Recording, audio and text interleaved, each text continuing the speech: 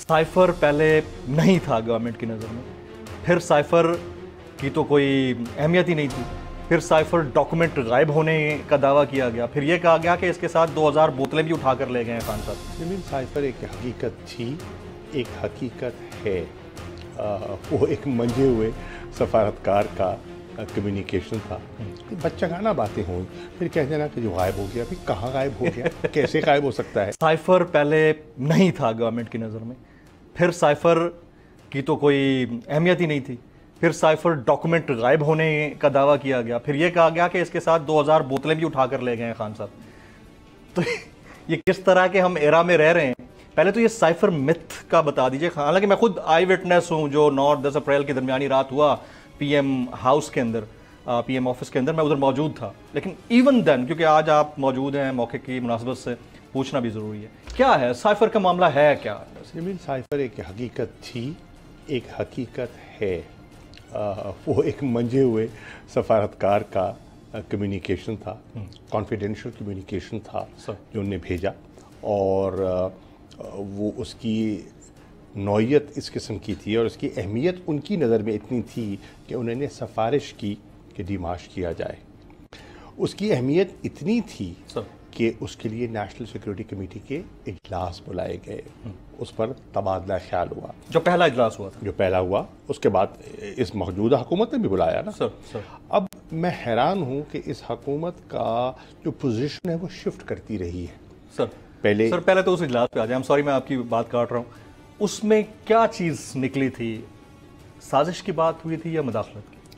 देखिए, जब उस मीटिंग में मैं मौजूद नहीं था, मैं फिजिकली प्रेजेंट नहीं था, थे आप? मैं चीन में था सर। मैं वहाँ एक मीटिंग के लिए गया हुआ था सर। लेकिन जब मैं वापस आया तो मुझे उसकी पूरी इल्म हुआ और मुझे ये कहा गया कि इस पे नेशनल सिक्योरिटी कमेटी ने एक मुत्तफ़िका फ़ैसला किया है कि डिमाश होना है। यहाँ भी होना है, वाशिंगटन में भी होना है, और हुआ। उनके अहकामात के मुताबिक डिमाश हुआ।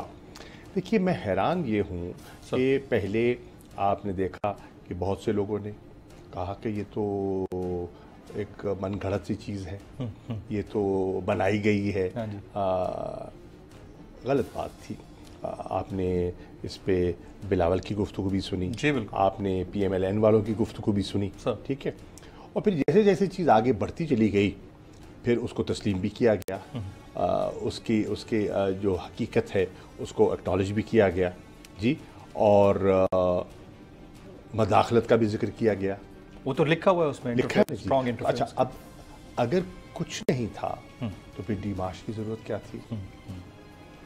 तो डिमाश की जरूरत नौयत ही नहीं थी ना, नहीं, जरूरत ही नहीं थी ना करते आप।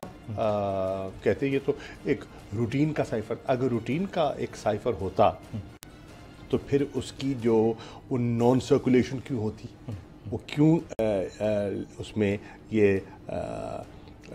मेंशन किया गया कि ये फॉर वेरी लिमिटेड आइज था?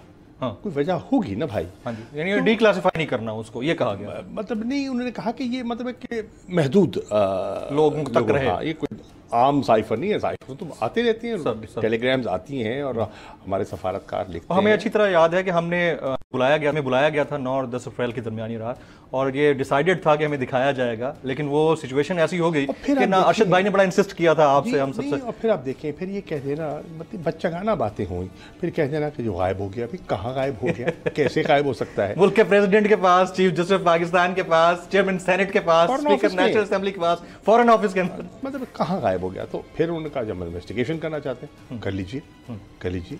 हमने तो कोई गलत बयानी की नहीं। जो हकायक थे उस मामले की अहमियत को सामने रखते हुए हकायक पेश किए गए, और फिर जो सब ने मुत्तफ़िका फैसला किया वैसे आगे चलते गए। तो इसमें क्या ऐसी बात? अगर आपको ये वीडियो पसंद आई हो तो सब्सक्राइब कीजिए और बेल आइकन जरूर हिट कीजिएगा।